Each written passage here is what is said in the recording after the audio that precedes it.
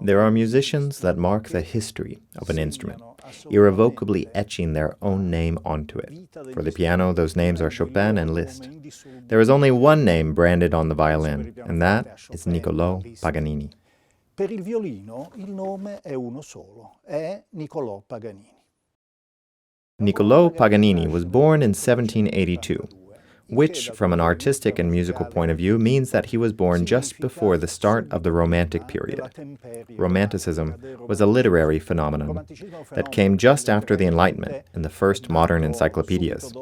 The Enlightenment sought to categorize and give a name to everything, while Romanticism placed man and his passions at the center.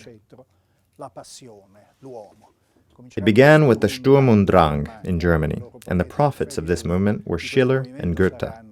The same movement happened slightly later in music. First, there was the Baroque period, where music bore an incredible resemblance to mathematics. Then, there was the Classical period.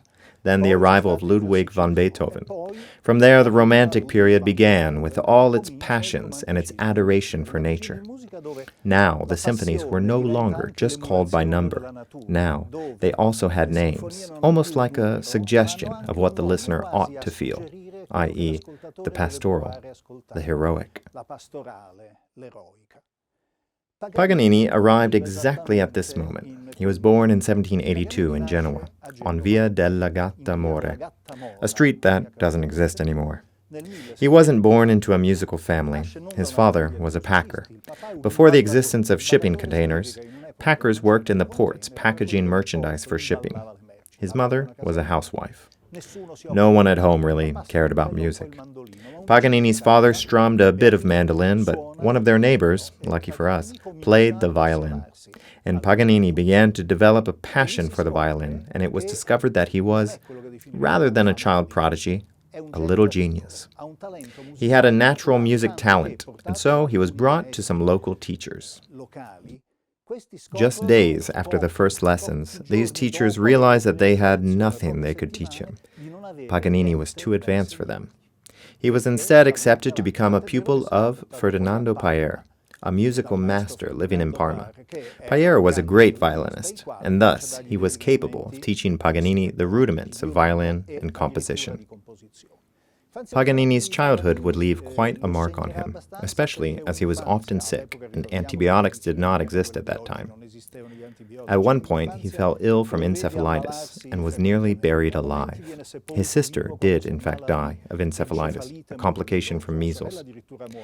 In Paganini's case, they were just closing his coffin when his mother noticed that his eye was twitching. If not for that, we would have lost Paganini's genius at the age of 10. Later, he fell ill of pneumonia while at Parma and returned to Genoa for a long recovery. However, he used that time very well because during that long recovery, he was able to perfect his violin technique. Paganini was a genius. Benedetto Croce has said that true genius is non-systematic. There are few people less systematic than Paganini. The first time he performed publicly, he was at the Oratory of St. Philip in Genoa, on Via Lomellini. He was 12 years old at the time. Then, at the age of 19, he fell in love with a woman who was a landowner in Tuscany. Suddenly, he stopped playing the violin completely. For 2 years, he worked as a farmer and didn't play at all. Then, however, the relationship ended and he returned to music and bought back his violin. His violin was a Guarneri del Gesù that today is called the Cannone. All the great violinists play it when they come to visit Genoa. Following this episode, Paganini began his career as a violinist in earnest, a career consisting of truly trailblazing milestones. He went immediately to Lucca, where he was hired by the Lucca Orchestra thanks to the good offices of none other than Napoleon's sister, Elisa Bonaparte. She fell in love, musically speaking, with the young violinist and appreciated him so much that, when she was named the Grand Duchess of Tuscany, she dragged him along to Florence with her. However, just as Paganini had a certain weakness for illnesses, he also had a weakness for married women. In Florence, Paganini's affair created such a mess that he was fired and forced to flee the city. He transferred to Turin, thanks to the help of Mrs. Bonaparte. Her sister lived in Turin, none other than Pauline Bonaparte Borghese. There in Turin, he had the first big breakthrough of his career. He was noticed by other musicians who realized that they were dealing with the best violinist they had ever heard.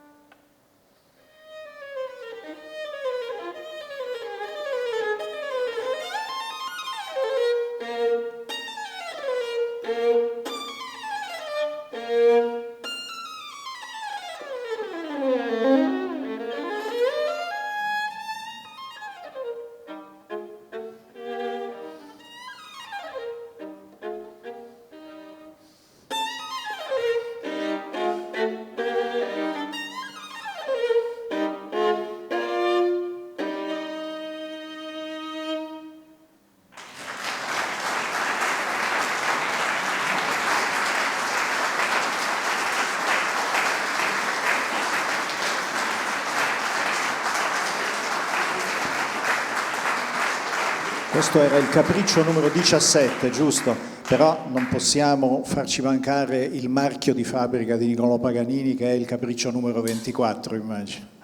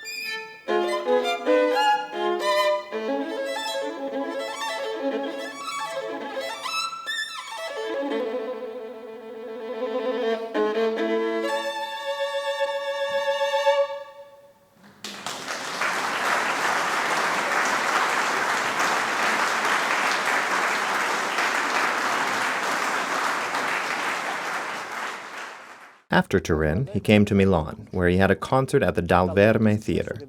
He had so much success that the theater reached capacity, and the concert had to be moved to La Scala. What started as a single concert became 37 performances. Truly, a huge success. What was so particular about Niccolò Paganini that allowed him to have such success? He had invented a new way to play the violin. There were other violinists at that time, of course. There was Viotti, there were schools of violin, but they always worked in sections and played sitting down. Paganini invented the performance style we recognize today in many soloists. The violinist who stands up and plays his instrument in clear view of the audience. Paganini also invented new ways to play. He developed techniques for sounding arpeggios with the left hand, playing staccato, and making rapid octave changes. These techniques were all facilitated by one of Paganini's physical particularities. He was affected by what we know today as Marfan syndrome, which means that he had extremely large hands relative to his stature. He was 1 meter 65 centimeters tall, but he had a 25 centimeter span between his thumb and pinky finger. I am nearly 1 meter and 80 centimeters tall, and the span between my fingers is 21 centimeters, just to give an idea. It's a condition called arachnodactyly, meaning spider hands, and it allowed him to wrap his hands almost completely around his instrument. For this reason, he was the only person who could perform the majority of his pieces. His colleagues were physically unable to perform them. Following his success, he left for tours abroad and became what today would be defined, perhaps improperly, as a rock star. From Prague to Paris to London, a sort of Paganini mania broke out. In the meantime, he fell ill with tuberculosis. He was not, as we have seen, a portrait of good health. His tuberculosis was treated with medicines containing mercury. Mercury has just a small side effect. It completely destroys your bones and teeth. In the end, despite being less than 40 years old, his nose sunk down towards his chin, such that he looked like an old man without his dentures. Not only did he get tuberculosis, he also had syphilis. In those days, syphilis was, unfortunately, very popular and incurable, since there were no antibiotics. At that point, Paganini was outrageously famous, even if the audience were afraid to look at him when he performed. He dressed all in black and looked like a performing skeleton. In the 1800s, and most of all in the Romantic period, the devil was a prominent motif. He was extremely fashionable. Once, while playing in London, there was a blind man in the music hall who asked his companion, "How many people are playing?" When his companion responded, "1," the blind man said, "So, he must be the devil." There were rumors that Paganini had made a deal with the devil, spread by his rivals and competitors. It would be like today saying that someone brings bad energy or is jinxed. When someone can't attack an artist based on their merit, they invent some excuse like, "he brings bad luck." Paganini was self-taught, he couldn't study, and yet he was a masterful performer. It must be that he made a deal with the devil. Instead of getting offended, Paganini instigated this sulfuric legend. He began to dress all in black. He quite literally invented dark sunglasses by smoking his little round glasses. He presented himself with this slightly satanic wardrobe as a way to market himself, becoming the first to practice such outrageous forms of self-publicity. He also had a few other tricks up his sleeve. He wore a ring with a little spike on it that he would use to cut the violin strings while he was playing. First, he would cut one, then another, and another, until finally he was left playing on just one string. His look might remind us of Jimi Hendrix, pretending to play the guitar with his teeth. His showmanship made the crowds go wild. Paganini was the first great artist to adorn himself with such interesting gossip and style, unrelated to his music. The women went seriously crazy for him. Paganini never got married, but he had one child who remained with him until the end. Unfortunately, his health began to get much worse at the age of 52, when he had just reached the apex of his career. His condition worsened until he could no longer speak.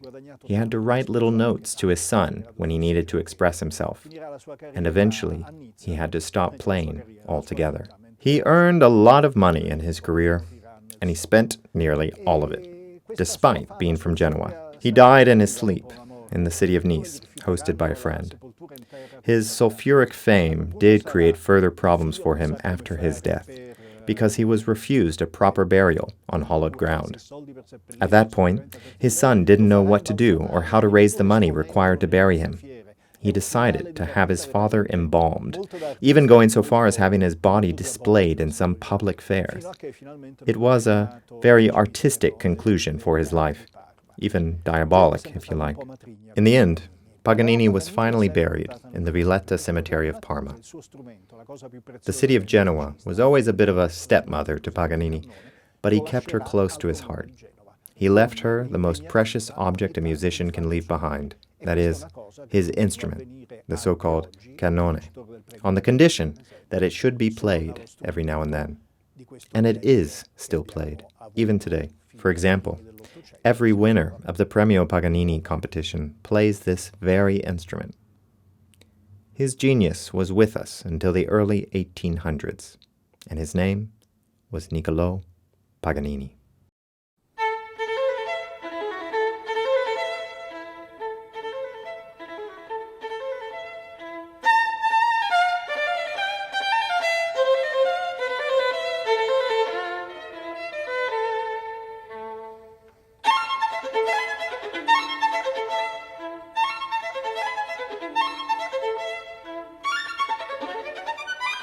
Thank you.